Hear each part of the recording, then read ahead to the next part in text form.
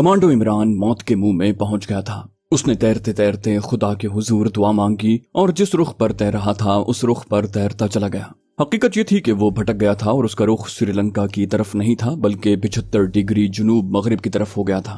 इमरान को इसका एहसास उस वक्त हुआ जब उसे समंदर की खौफनाक मौजों में तैरते तैरते आधे घंटे से ज्यादा वक्त गुजर गया और उसे श्रीलंका के साहिल की एक भी रोशनी नजर न आई। अब वो तैरते तैरते थक गया था। उसमें मजीद तैरने की सकत नहीं रही थी। समंदर के वस्त में तैरते हुए आदमी जल्द थक जाता है क्योंकि समंदर के वस्त में साहिल के बरक्स मौजों का बहाव नहीं होता बल्कि मौजें ऊपर नीचे हो रही होती हैं और आदमी को तैरते हुए काफी ताकत खर्च करनी पड़ती है। तैरते तैरते इमरान ने चारों तरफ एक निगाह डाली। आसमान पर न जाने किधर से बादल जमा हो गए थे और तेज हवा भी चलने लगी थी। उसे चारों तरफ समंदर ही समंदर नजर आया। तब उसे यकीन हो गया कि वो समंदर में भटक गया है, लेकिन उसने हौसला न हारा और जिस तरफ वो तैर रहा था उसी तरफ तैरता चला गया। अब वो आहिस्ता आहिस्ता बाजू और टांगे चला रहा था। समंदर का एक फायदा जरूर होता है कि समंदर आदमी को इतनी जल्दी डूबने नहीं देता। एक तो इस वजह से कि नमक की बेपनाह मिकदार होने के बायस समंदर का पानी बहुत भारी होता है और दूसरी वजह ये होती है कि समंदर की पहाड़ जैसी मौजें हर वक्त ऊपर नीचे होती रहती हैं।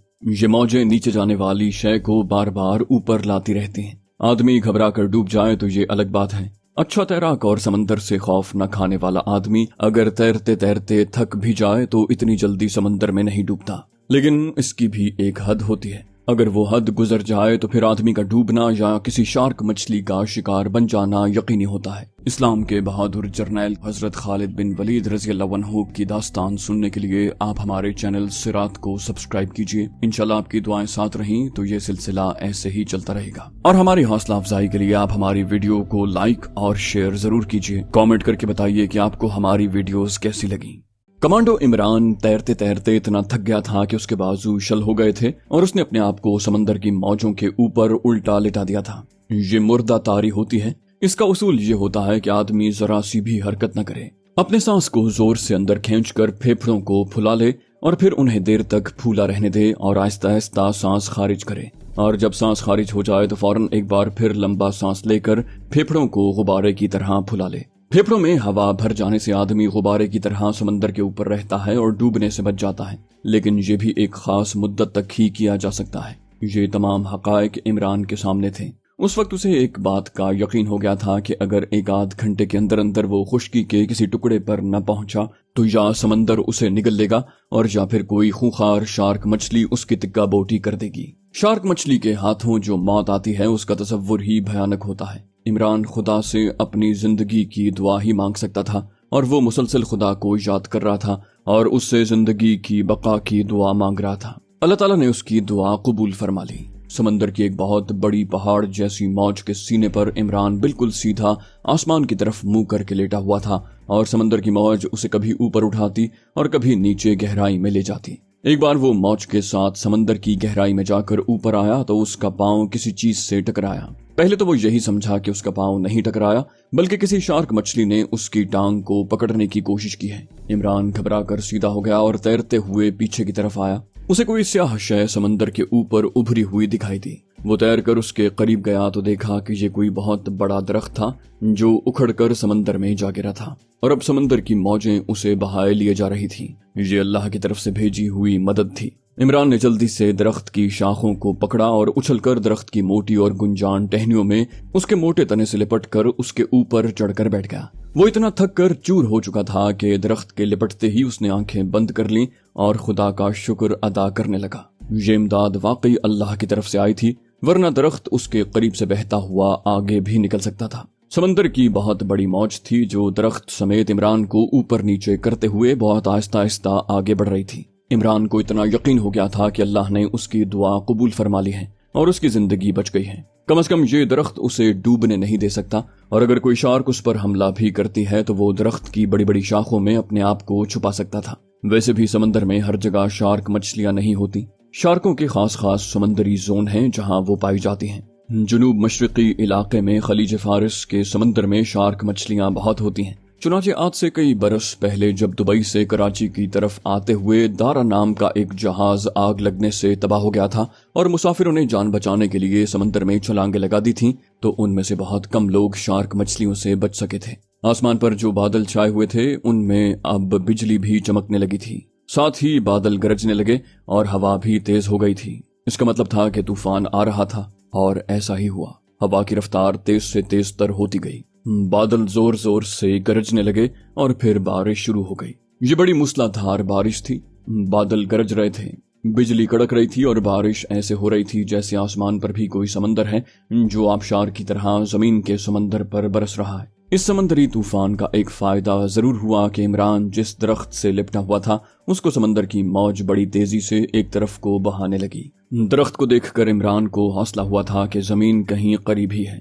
दरख्त की शाखें और पत्ते इतने गले सड़े नहीं थे।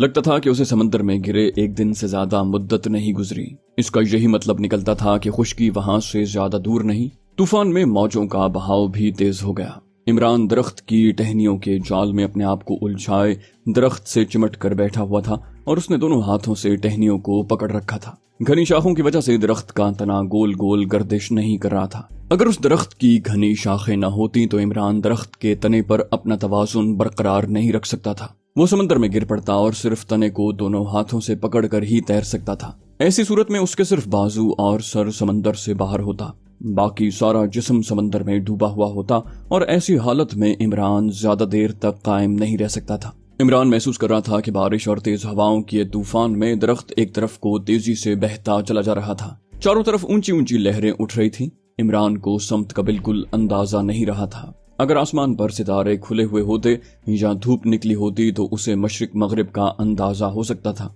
मगर उस वक्त आसमान बादलों में छुपा हुआ था और रात की तारीकी और मूसलाधार बारिश में कुछ पता नहीं चलता था कि दरख्त खुले समंदर की जानिब जा रहा है या श्रीलंका के किसी जजीरे की तरफ। इमरान ने सब कुछ खुदा पर छोड़ दिया था कि अब वो जहां चाहेगा उसे ले जाएगा। इमरान की मर्जी को उसमें जरा सा भी दखल नहीं रहा था। इमरान की जिंदगी फिलहाल जरूर बच गई थी, मगर वो बड़े खौफनाक समंदरी तूफान की जद में था। न जाने रात कितनी गुजर चुकी थी, तूफान भी थमने का नाम नहीं लेता था। इमरान किसी वक्त अंधेरे में आंखें खोल कर देखने की कोशिश करता, मगर बारिश का पानी उसकी आंखों के आगे धारों की तरह बह रहा था। वो आंखें बंद कर लेता और खुदा को याद करने लगता। न जाने कितना वक्त गुजर गया था कि बारिश हल्की होते होते थम गई। बादलों की गरज और बिजली की कड़क भी मांद पड़ गई और तूफानी हवाओं में भी किसी कदर धीमापन आ गया। तब इमरान ने बड़े गौर से समंदर की उस समत देखा जिस समत को दरख्त बहा चला जा रहा था। उसे सिवाय तारीकी के कुछ दिखाई नहीं दे रहा था। उसने दरख्त की शाखों में अपना आप इस तरह फंसाया हुआ था कि वो एक जगह टिक गया था। उसने अपना सर पीछे एक टहनी के साथ लगा दिया और आंखें बंद कर ली। वो सोच भी नहीं सकता था कि इसी हालत में उसे नींद आ जाएगी, लेकिन वो हैरान रह गया जब कुछ देर के बाद उस पर गुनूदगी सी तारी होने लगी। फिर उसे कुछ होश न रहा। अचानक उसकी आंख खुल गई। उसे कोई अंदाजा नहीं था कि वो कितनी देर तक सोया रहा। उसने आंखें झपकाते हुए सामने की तरफ देखा तो उसे रोशनी का एक नुक्ता टिमटिमाता नजर आया। उसे देखते ही इमरान की जैसे जान में जान आ गई। वो बहर हिंद और बहरुल काहिल के समंदरों में बेबसी की मौत से बच गया था। ये रोशनी का नुक्ता खुश्की और उसकी जिंदगी की अलामत था। जिस दरख्त से वो चिमटा हुआ था उसका रुख भी रोशनी के टिमटिमाते नुक्ते की तरफ था। ये कुदरती बात है कि जब साहिल करीब आ जाता है तो समंदर की बड़ी बड़ी मौजों का रुख अपने आप उस साहिल की तरफ हो जाता है और वो उसी तरफ तेजी से बहने लगती हैं। ये बिल्कुल ऐसा होता है जैसे खुश्की उन मौजों को अपनी तरफ खींच रही हो। जैसे जैसे वक्त गुजर रहा था रोशनी का नुक्ता बड़ा होता जा रहा था। फिर उसके पीछे एक और रोशनी टिमटिमाती नजर आई। कुछ देर के बाद दोनों रोशनियां नुमायां तौर पर नजर आने लगीं। ये बिल्कुल ऐसी रोशनियां थीं जैसे कहीं आग का अलाव रोशन हो। अब दरख्त खुश्की के और करीब आ गया तो ये रोशनियां छोटी होकर अलाव की बजाय किसी मशल के शोले में तब्दील हो गईं। ये दो मशलें थीं जो खुश्की पर किसी मकाम पर रोशन थीं। फिर भी दरख्त को खुश्की तक आते आते बहुत वक्त लग गया। अब रात के अंधेरे में साहिल के दरख्तों के खाके दिखाई देने लगे। ये दरख्त साहिल समंदर से काफी पीछे हटकर एक फसील की तरह मगरिब से मशरिक की तरफ चले गए थे। इमरान उसे श्रीलंका की जमीन ही समझ रहा था। बहरहाल खुश्की जरूर आ गई थी और वो जिंदा व पाइंदा खुश्की की तरफ बढ़ रहा था। साहिल के करीब आकर समंदर की मौजों की रफ्तार बहुत तेज हो गई थी। आखिर एक बहुत बड़ी मौज ने इमरान को दरख्त समेत खुश्की पर लाकर फेंक दिया। इमरान ने अपने आप को दरख्त की शाखों में से निकाला और साहिल की रेत पर पांव रखा। ठंडी रेत पर पांव रखते ही इमरान को महसूस हुआ कि जिंदगी अपनी तमाम रानाइयों और मसरतों के साथ उसके पास वापस आ गई है। वाकई जिंदगी अल्लाह ताला की तरफ से अता करदा बहुत बड़ी नेमत है और इंसान को चाहिए कि वो इस नेमत का जायज हुदूद में रहते हुए पूरा पूरा हक अदा करे। अगरचे आसमान को बादलों ने ढांप रखा था, मगर अब उन बादलों के पीछे सुबह का हल्का हल्का उजाला झलकने लगा था। इमरान रेत पर चंद कदम चलने के बाद वहीं बिल्कुल सीधा होकर लेट गया और खुदा का शुक्र अदा करते हुए उसने आंखें बंद कर लीं।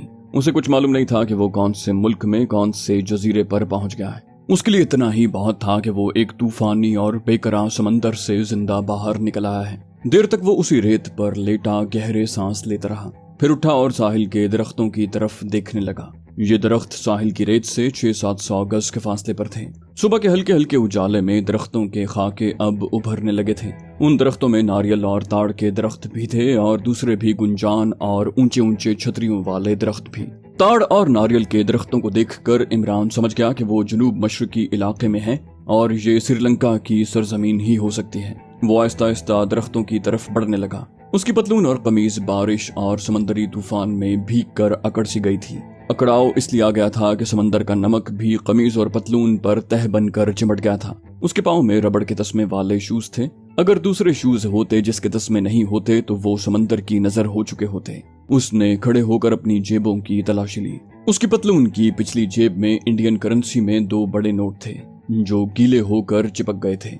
दूसरी जेब में एक छोटा सा पिस्तौल खुदा जाने कैसे बच गया था। ये पिस्तौल जैकी ने उसे स्मगलरों की लॉन्च में सवार होने से पहले दिया था। इमरान ने पिस्तौल को खोल कर देखा। वो भरा हुआ था। उसमें 24 गोलियों का मैगजीन था। उसने पिस्तौल अपनी पतलून की बाएं पहलू वाली जेब में रख लिया ताकि जरूरत के वक्त वो आसानी से बाहर निकाल सके। जब वो जजीरे के दरख्तों के दरमियान आया तो पौ फट चुकी थी और दरख्तों पर कहीं कहीं परिंदों ने चहचहाना शुरू कर दिया था। अभी तक इमरान को कोई अंदाजा नहीं था कि वो किस मुल्क या किस जजीरे के साहिल पर आ गया है। वो उसे श्रीलंका की सरजमीन ही समझ रहा था। दरख्तों में वो दूर तक चलता गया। एक जगह दरख्त पीछे पीछे हो गए थे। उस अलाव की रोशनी को उसने समंदर में बहते हुए देखा था। अब वो कहीं दिखाई नहीं दे रही थी। किसी आबादी के भी अभी तक कोई आसार नजर नहीं आए थे। जंगल में एक जगह छोटी सी नदी बह रही थी। इमरान ने झुककर उसका पानी चखा। पानी मीठा था। उसने पानी पिया, मुंह हाथ धोकर समंदरी नमक को अपने चेहरे और गर्दन पर से उतारा और नदी के दूसरे किनारे पर आ गया। नदी छोटी सी थी, पानी घुटनों तक ही था। इमरान उसमें उतरकर दूसरे किनारे पर पहुंच गया। परिंदों के चहचहाने की आवाजें भी पीछे रह गई थीं। अब वो जिन घने दरख्तों के दरमियान से गुजर रहा था उन पर एक भी परिंदा नहीं बोल रहा था। एक जगह उसको जमीन पर गिरे हुए चंद ताजा नारियल मिल गए। उसने एक नारियल के खोपे को तोड़कर उसका पानी पिया और उसका मीठा गूदा खाकर अपनी भूख मिटाई और आगे चल पड़ा। कोई आधे घंटे के बाद जंगल खत्म हो गया और जजीरे का अकबी साहिल आ गया। इसका मतलब था कि वो कोई छोटा सा जजीरा था। इमरान वहां से मगरिब की तरफ होकर दूर तक चलता गया। उधर भी समंदर का साहिल था। वो वापस जिस तरफ से चला था वहां आ गया। अब उसने जंगल से निकलकर साहिल के दरख्तों के साथ साथ मशरिक की तरफ चलना शुरू कर दिया। बहुत जल्द उसे मालूम हो गया कि ये समंदर के दरमियान कोई छोटा सा जजीरा है और श्रीलंका का मुल्क नहीं है। इस इंकिशाफ पर इमरान कुछ फिक्रमंद सा हो गया कि खुदा जाने समंदर की मौजें उसे बहाकर किस इलाके में ले आई हैं। कहीं ये काले पानी के जजीरों में से एक जजीरा ना हो। लेकिन इमरान को मालूम था कि अंडमान के जजीरे खलीज बंगाल में वाक़े हैं और जिस समंदर में वो सारी रात तैरता रहा था उसका रंग सब्जी माइल नीला था।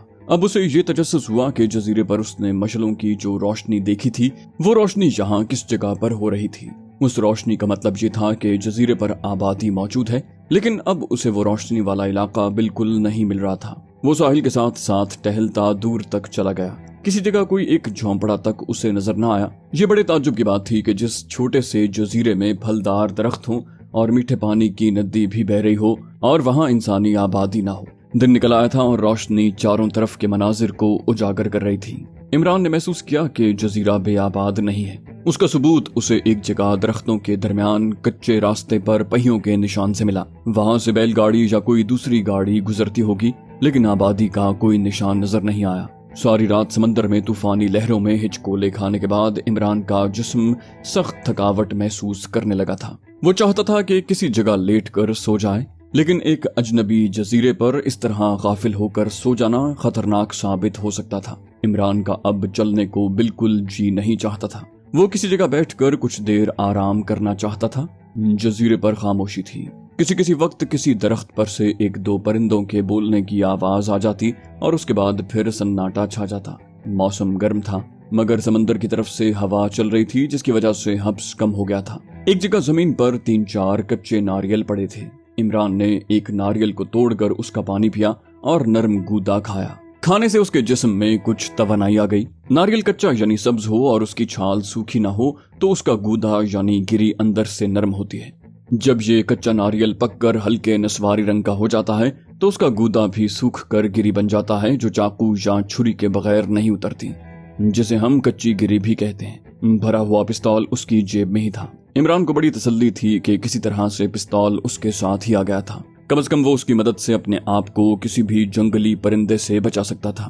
इमरान बहुत आहिस्ता आहिस्ता चल रहा था। वो एक टीले की ढाल के साथ साथ चला जा रहा था। अचानक उसे किसी के दौड़ने की आवाज सुनाई दी। इमरान फौरन रुक गया और एक दरख्त की ओट में हो गया, मगर आवाज टीले की दूसरी जानिब से आई थी। दूसरी बार किसी औरत की आवाज आई। वो टूटी फूटी उर्दू या हिंदी जबान में किसी को कह रही थी कि मुझे छोड़ दो, मुझ पर रहम करो। इमरान ने पहला काम ये किया कि जेब से भरा हुआ पिस्तौल निकालकर हाथ में पकड़ लिया। वो टीले की ढाल के साथ उस तरफ तेज कदमों से चलने लगा जिस तरफ से आवाज आई थी। टीला ज्यादा बड़ा नहीं था। जैसे ही वो टीले की दूसरी तरफ पहुंचा, उसने देखा कि एक फौजी वर्दी वाले सिपाही ने एक लड़की को पकड़ रखा है और उसके साथ ज्यादती की कोशिश कर रहा है। लड़की बरहना हालत में थी और उसका लहंगा एक तरफ पड़ा था। फौजी की राइफल भी वहीं जमीन पर थी। लड़की जजीरे के जंगली कबीले की लगती थी। उसका रंग गहरा सांवला था और वो टूटी फूटी उर्दू में चीख चीख कर फौजी सिपाही को कह रही थी कि मुझे छोड़ दो, मुझे कुछ न कहना। इमरान पहले तो ये देखकर हैरान हुआ कि फौजी सिपाही की वर्दी का रंग सब्ज था। ये भारतीय फौजी था। इसका मतलब था कि इस जजीरे में भारतीय फौज किसी जगह मौजूद है, मगर वो वक्त हैरान होने का नहीं था। इमरान उस लड़की को भारतीय दरिंदे से बचाना चाहता था। लड़की ने चीख कर कहा कि मेरी शादी नहीं हुई, मुझे कुछ न कहना। कमांडो इमरान के अंदर जैसे एक बगुला सा गर्दिश करने लगा। बगैर सोचे समझे, बगैर ये सोचे कि उसका अंजाम क्या होगा, वो दौड़कर भारतीय सिपाही की तरफ बढ़ा। उसने पिस्तौल अपनी जेब में रख लिया था। पिस्तौल के फायर से वो जजीरे में मौजूद दूसरे फौजियों को खबरदार नहीं करना चाहता था। वो कमांडो था। वो दुश्मन को गोली के बगैर भी जहन्नम में पहुंचाने के तरीके जानता था। जब वो भारतीय सिपाही के अक़ब में पहुंचा तो सिपाही ने पलटकर उसे देखा। उसके बाद इमरान ने उसे कुछ देखने या अपने दिफा में कुछ करने की मोहलत न दी।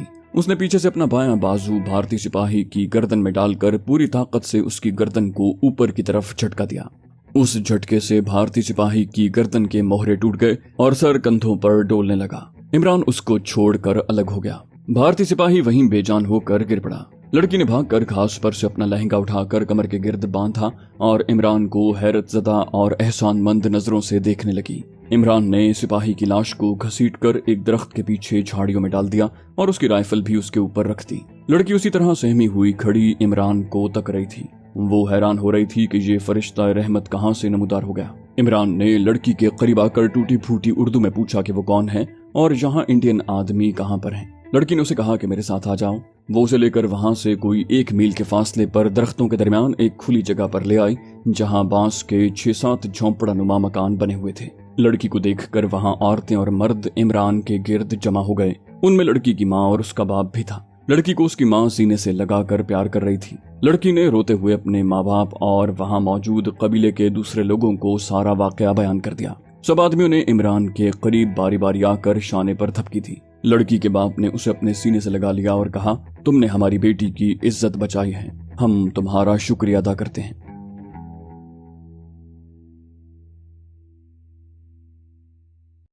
तो दोस्तों, ये थी हमारी आज की एपिसोड। उम्मीद करते हैं आपको हमारी कहानी पसंद आई होगी। जाने से पहले इस वीडियो को लाइक कीजिए और शेयर करना मत भूलिए। कमेंट करके हमें बताइए कि आपको हमारी वीडियो कैसी लगी। और अगर अभी तक आपने इस चैनल को सब्सक्राइब नहीं किया तो इसे सब्सक्राइब कीजिए और बेल आइकन दबाकर ऑल नोटिफिकेशंस ऑन कर लीजिए।